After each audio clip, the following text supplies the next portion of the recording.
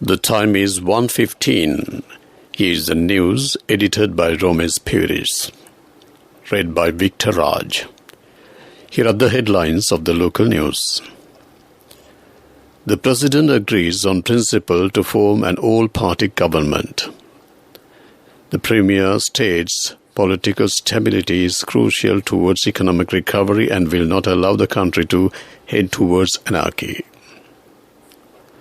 The Cabinet ratifies Prime Minister's proposal to introduce 21st Amendment. Litro gas distribution to resume today. Exhuming remains of those killed in 2019 Sign the Marud blast begins. The shipping lines directed to settle payments to SLPA in US dollars. International news. The UN Secretary General meets Russian President in peace efforts. Sports news, IPL 2022. Rajasthan down Hills. RCB by 29 runs in Pune. Local news in detail. President Gotabaya Rajapaksa says he is on principle willing to form an all-party government with the political parties representing the parliament. He conveyed this in a letter directed to the political party leaders representing the government. The President said further, the structure, the tenure and the portfolios of this all-party government, which is to be established after the resignation of the Prime Minister and the Cabinet of Ministers, need to be agreed upon following discussions. As its first step, the President has called a meeting this Friday with the participation of all political party leaders in the government. The leaders of the political parties that represented the ruling party after the 2020 general election and currently sits independently in the House. The meeting is scheduled to take place at 10:30 a.m. at the Presidential House in Colombo 1. In his letter, the President stated that the chief prelates of the three chapters, His Eminence Cardinal Malcolm Ranjit and other religious leaders, political parties and various organizations have appealed to him to form an all-party government representing of each party. Prime Minister Mahinda Rajapaksa claims he will never allow the country to head towards anarchy. The Premier said he is prepared to work according to the decisions that are reached in order to ensure continued political stability in the country. The Prime Minister expressed his views during a meeting with Venerable Omal Pesobit Thero and several Mahasangha at the Temple Trees last evening. The Prime Minister expressed his views during a meeting with Venerable Omal Pesobit Thero and several Mahasangha at the Temple Trees. The Premier, addressing the Mahasangha, said the consent of the Mahasangha and leaders of all political parties will be obtained in the event it is required to form an interim government. The Premier added, political stability is crucial towards economic recovery and therefore he will not allow the country to head towards anarchy. Co-Cabinet spokesperson Educational Minister Dr. Ramesh Patirana said that Cabinet of Ministers has approved Prime Minister Mahinda Rajapaksa's proposal to introduce the 21st Amendment to the Constitution. Minister Patirana was speaking at the media briefing at the Government Information Department to inform decisions taken at the first meeting of the new Cabinet of Ministers held on Monday under President Gotabaya Rajapaksa. He said the Cabinet of Ministers approved the Prime Minister's proposal to appoint a Cabinet subcommittee to guide the legal draftsman as necessary for the preparation of the draft bill with immediate effect to introduce the 21st Amendment that entrusts more powers to Parliament, further strengthening democracy based on the effective particulars in both the 19th and the 20th Amendments. Litro Gas Company says it will resume domestic gas cylinder distribution to the market today. Litro Chairman Vijay Hera said a vessel carrying gas stocks arrived in the country yesterday while another shipment is due to reach the island later today. Litro chairman Vijay Herath noted, however, it will take nearly a month for the gas distribution mechanism to return to normalcy. Meanwhile, yesterday, the price of a 12.5 kilogram litre gas cylinder was increased to 4,860 rupees. A 5 kilogram cylinder has been increased to 1,945 rupees. And a 2.3 kilogram cylinder has been increased to 910 rupees. The price revision is effective as of today. This news comes to you from the Sri Lanka Broadcasting Corporation. Continuing with more local news. Minister of Ports and Shipping Pramitha Bandarathenakon has advised shipping lines to settle their payments to the Sri Lanka Ports Authority in US dollars. In a statement, the Ports Authority said the minister has taken initiative to discuss with all stakeholders in the shipping industry as well as the SLBC officials to increase the revenue in US dollars. His initiative has resulted in converting payments that were paid by shipping lines to SLBC from local currency to US dollars. The SLBC noted that the amount of revenue that will be collected in US dollars will exceed 100 million rupees per annum. This initiative will be implemented from 1st of June of this year.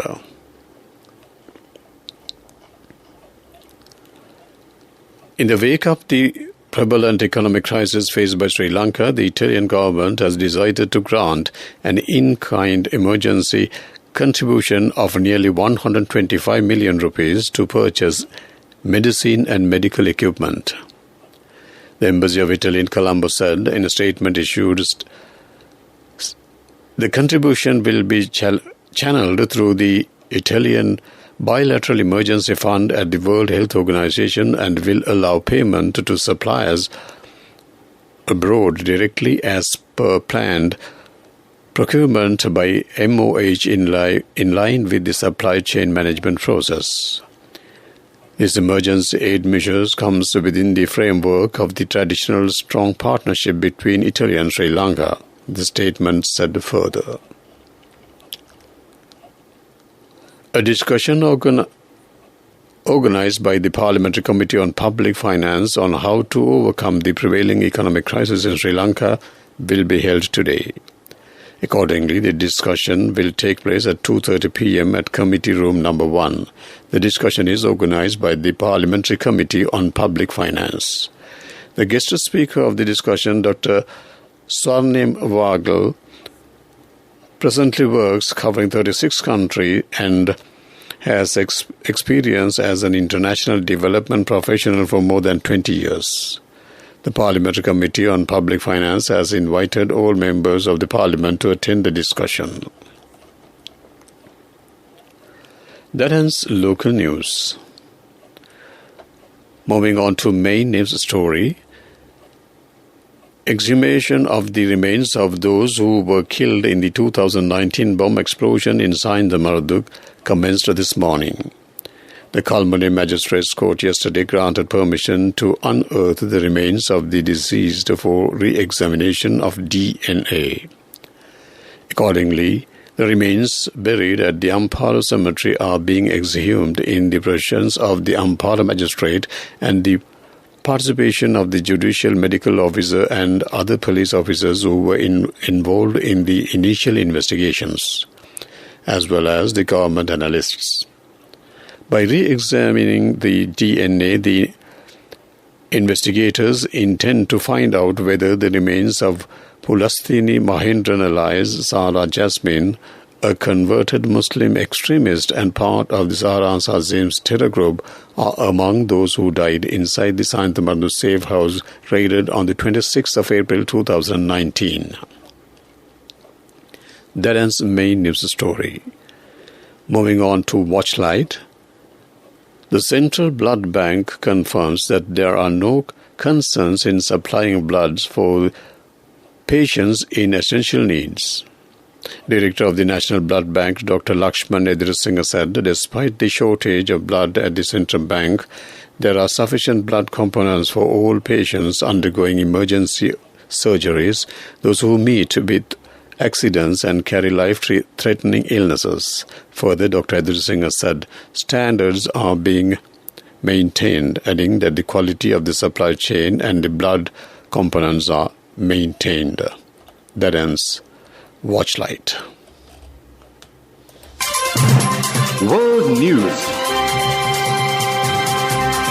brought to you by courtesy of From the first step you take till the time we meet, the trusted leader prioritizes you always. All you need under one roof. People's Leasing, the trusted leader. World News headlines first. The UN Secretary General meets Russian President in peace effort. Myanmar sentences ex-leader to jail for corruption. China condemns killing of tutors in Pakistan blast. World News in detail. UN Secretary General Antonio Guterres is continuing his efforts to broker an end to the fighting in Ukraine. He met Russian President Vladimir Putin for the first time since the start of the invasion. Guterres criticized Russia for its role in instigating the violence. He urged Putin to do more to help civilians caught in the fighting, particularly those trapped in the besieged city of Mariupol. Guterres will make his next step to stop in Ukraine capital Kyiv for a meeting with President Volodymyr Zelensky on Thursday. A court in military-ruled Myanmar has found former leader Aung San Suu Kyi guilty of corruption. The latest verdict in the series of secret trials. Ms. Suu Kyi has been under house arrest since February 2021, when a military coup ousted her elected government. The 76-year-old Nobel laureate has been charged with a raft of criminal offences, including voter fraud. She denies all of the accusations. The closed-door hearing in the capital, Nay Pyi Taw, have been shuttered to the public and media, and Ms. Suu Kyi lawyers forbidden from speaking to journalists. China has condemned an attack that killed 3 of its citizens in Pakistan, demanding that Islamists fight against those involved.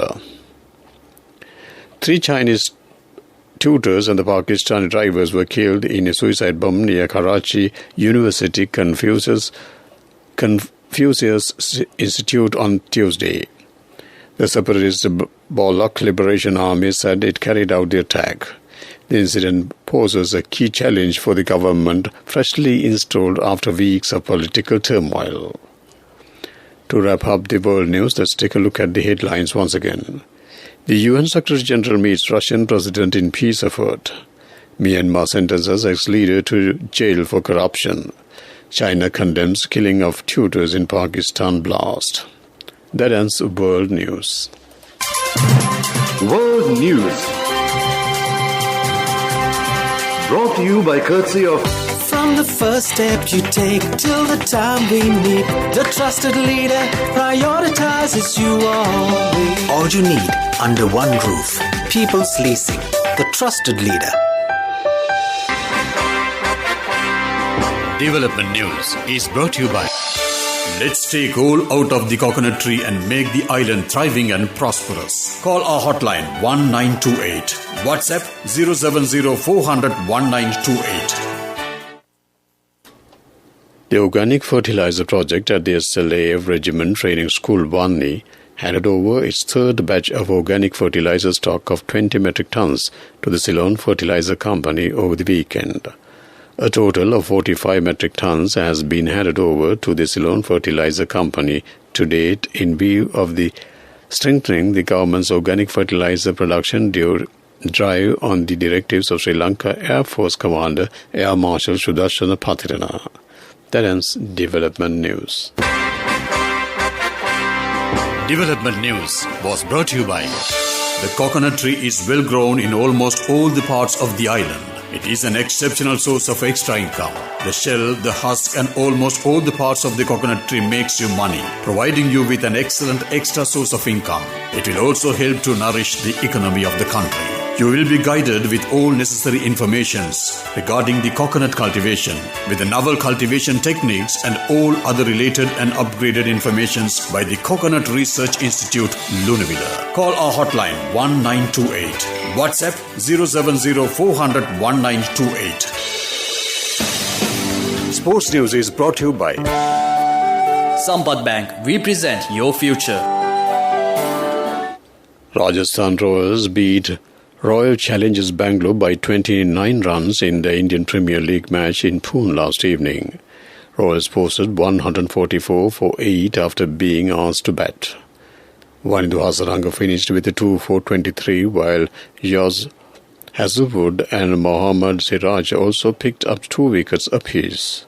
RCB was skittled out for 115 in 19.3 overs during the modest chase. Faf du Plessis top scored for the RCB with 23, but the rest of the batters, including Virat Kohli, failed once again. Meanwhile, Rajasthan's 6th win in the 8 games lifted them to top of the IPL table with 12 points as they hold a better net run rate than the Gujarat Lions, while Bangalore sit 5th with 5 wins from 9 games. That ends Sports News. Cash through NSP globally and win wonderful gifts locally. From October 1st, 2021 to December 31st, 2022. Remit a minimum of $100 or an equivalent amount in any foreign currency 3 times through NSB U Trust. Business News, sponsored by National Savings Bank, the safest place for your money. Sri Lanka's leading private bank, HNB, has recently joined hands with one of the country's leading premier bookstores, MD Gunasena, to support the Donate a Book for Change campaign to donate books and valuable reading material to schools in rural areas. MD Gunasena has been conducting its Donate a Book for Change program for over 2 years. HNB will be placing branded drop boxes at selected HNB branches, encouraging both customers and HNB staff to donate books for this worthy cause to improve the literacy level of the community by supporting children in rural schools across the country. That ends Business News. Business News, sponsored by Cash through NSP globally and win wonderful gifts locally. Will you be the lucky winner of the NSP Golden Jubilee?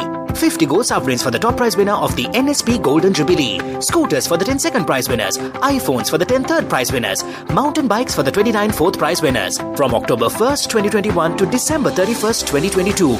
Remit a minimum of $100 or an equivalent amount in any foreign currency 3 times through NSB U Trust. Moving on to economic news, the Sri Lankan government has received the cabinet approval to issue 5 to 10 years visas for foreigners who are willing to invest at least $75,000 in Sri Lanka.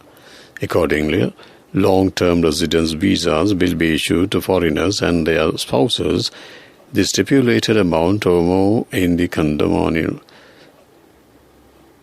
properties. Also, a program named Golden Paradise Visa Program that enables issuance of residence visa for 10 years for the foreigners who deposit at least $100,000 in a commercial bank recognized by the Central Bank of Sri Lanka will be implemented. That ends economic news. Moving on to weather report. The Department of Meteorology forecasts showers or thunder showers to occur in the western, central, Sabaragamu, southern and Uva provinces and in the Kurunegala district during the afternoon or night. Fairly heavy showers above 50 mm may occur at some places in the western, central and Sabaragamu provinces and in Gol and Mathura districts at night. A few showers may occur in the coastal areas of southern province during the morning too. Mainly fair weather will prevail elsewhere. That ends weather report. To wrap up the afternoon news on Radio Sri Lanka, let's take a look at the headlines once again. The President agrees on principle to form an all-party government. The Premier states political stability is crucial towards economic recovery and will not allow the country to head towards anarchy. The Cabinet ratifies Prime Minister's proposal to introduce 21st Amendment. Later gas distribution to resume today. Exhuming remains of those killed in 2019 sign of the blast begins. The shipping lines directed to settle payments to SLPA in US dollars. International news. The UN Secretary General meets Russian President in peace effort. Sports news. IPL 2022. Rajasthan down. Kohli's RCB by 29 runs in Pune. With that, we wrap up the afternoon news on Radio Sri Lanka.